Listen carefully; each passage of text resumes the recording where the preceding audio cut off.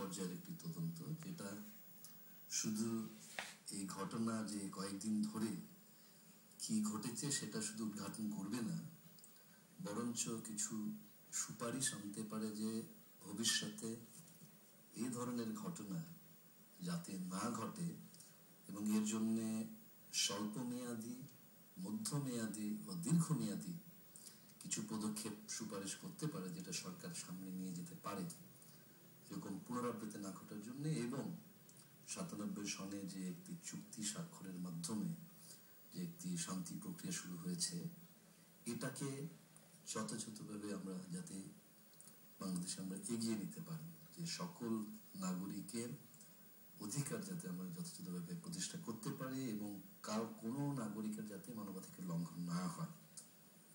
আচ্ছা, পার্বত্য চট্টগ্রামে আমরা জানি যে যখন থেকে এখানে আদিবাসীদের সঙ্গে বাইরের অর্থাৎ সমতলের বাসিন্দাদেরকে সেখানে সেটলার হিসেবে দেয়া হলো, তখন থেকেই মূলত এই বিরোধের শুরু, এবং তারপরে সেখানে সেনাবাহিনীর উপস্থিতি এবং শান্তি বাহিনীর গঠন ইত্যাদি দীর্ঘ ইতিহাস রয়েছে। এবং আপনি যেটি বললেন যে 97 সালের শান্তি চুক্তির পর থেকে এই পরিস্থিতি স্বাভাবিক হয়ে এসছে, তো অনেকটাই কমে এসছে। তো শান্তি চুক্তির পরেও কেন এখনো এরকম ঘটনা ঘটছে? এটি হয়তো সবচেয়ে বড় ঘটনা বা একাধিক প্রাণহানির ঘটনা ঘটেছে, কিন্তু এছাড়াও আমরা জানি ছোটখাটো এরকম বিরোধের ঘটনা প্রায় ঘটে থাকে পার্বত্য চট্টগ্রামে। একটা হলো যে এই ধরনের ঘটনা আগেও ঘটেছে, কিছু কিছু ঘটনার জন্য তদন্ত হয়েছে, তদন্ত প্রতিবেদন পেশ করা হয়েছে, এবং দুর্ভাগ্যবশত বেশিরভাগ তদন্ত প্রতিবেদন পাবলিক করা হয়নি। এটা আমরা বুঝি না কেন। তো এগুলো পাবলিক করা, জনসমক্ষে নিয়ে আসা এবং এখানে যে সুপারিশগুলো আছে সেটা যদি গ্রহণযোগ্য হয় সেগুলোকে কার্যকর করা উচিত। এবং এইরকম ঘটনা আগেও যে ঘটেছে এবং এর জন্যে যদি কেউ দায়ী থাকেন তাদেরকে শাস্তির ব্যবস্থা না করার কারণেও আমরা মনে করি যে এরকম ঘটনা আরো ঘটতে থাকে, পুনরাবৃত্তি হয়, এবং সেটা ন্যায় বিচার তো সেটা আমাদের রাখতে হবে, করতেই হবে। এবং 97 থেকে আমরা যদি দেখি, এই যে ইদানিংকালে যে সেনা মোতায়েন, যে 35টি সেনা ছাউনি অন্যত্র পার্বত্য সরানো হয়েছে, সেটাকে কেন্দ্র করে আমরা দেখেছি যে 24 পদাতিক ডিভিশনের থেকে যে তথ্য পাওয়া গেছে, 97 থেকে অনেক আইন শৃঙ্খলার অবস্থা উন্নতি হয়েছে এবং যেখান থেকে সেনা ছাউনি অন্যত্র সরিয়ে নেওয়া হয়েছে এমন কোনো তথ্য পাওয়া যায়নি আমার জানার মতে যে ওখানে আইন শৃঙ্খলার অবনতি হয়েছে। সুতরাং আইন শৃঙ্খলার অবস্থা কিন্তু বারবার উন্নত হচ্ছে, দ্বন্দ্ব একেবারে শেষ হয় নাই, কিন্তু বেশিরভাগ দ্বন্দ্ব যেটা পার্বত্য চট্টগ্রামে আছে এটা আন্তঃপাহাড়ি রাজনৈতিক দ্বন্দ্ব। এমন কিছু আমরা শুনছি না যে সরকারকে বা সরকারি কর্মকর্তাকে বা সেনাবাহিনীকে বা কোনো নিরাপত্তা বাহিনীকে কোনো সংগঠিতভাবে আক্রমণ হচ্ছে। সুতরাং অনেক উন্নত হয়েছে। কিন্তু এই যে বাগেরহাটে যেটা ঘটনা ঘটলো, এখন জমি সংক্রান্ত যদি বিরোধ আপনি ধরেন, জমি সংক্রান্ত বিরোধের জন্য দুটি উপায় আছে গুরুত্বপূর্ণ। একটি হলো যে আপনি আদালতে যেতে পারেন, দ্বিতীয় হচ্ছে যে আপনি চুক্তির অধীনে এটা ভূমি বিরোধ নিষ্পত্তি কমিশন একটি সৃষ্টি হয়েছে, সেটার মাধ্যমে আপনি বিরোধ নিষ্পত্তি পাবেন। এটা ছাড়া কিন্তু চুক্তির অধীনে যে ভূমি কমিশন করা হয়েছে সেই কমিশনের ব্যাপারে তো আবার আঞ্চলিক পরিষদের চেয়ারম্যানের আপত্তি আছে।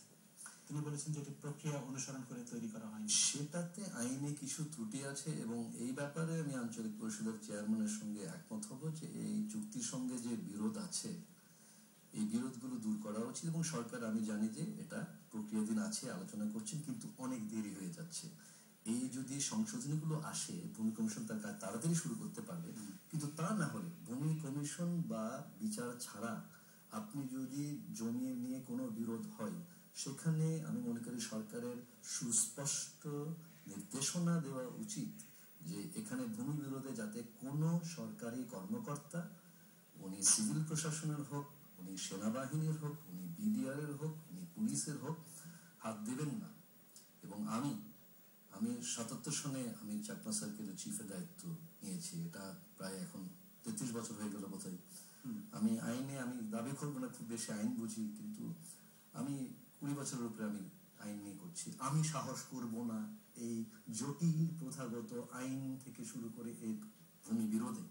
কিন্তু সরকারের এরকম কোনো স্পষ্ট নীতিমালা না থাকা যে কর্মকর্তারা কর্মচারীরা ভূমি বিরোধে জড়িত হবেন না, এবং এখানে যেখানে বাঘাইঘাটে হয়েছে আমি জানি না কেউ জড়িত ছিলেন কিনা ছিলেন না, যদি থেকে থাকেন সরকার সেটা উদ্ঘাটন করবেন।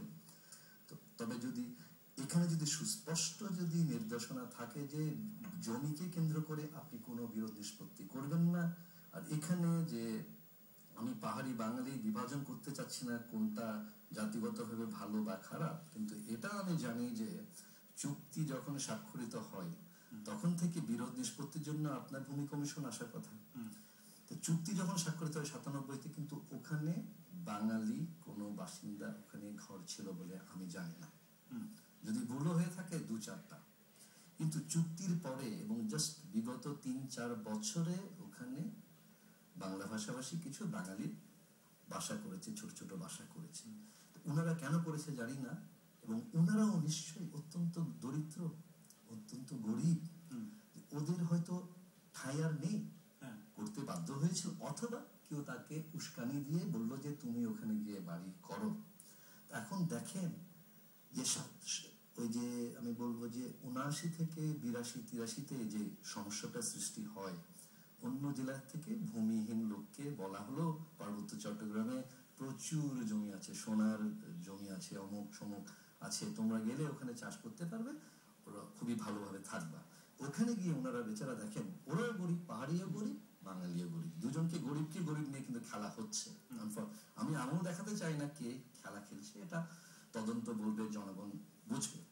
তো এই খেলা করে লাভটা কি হচ্ছে?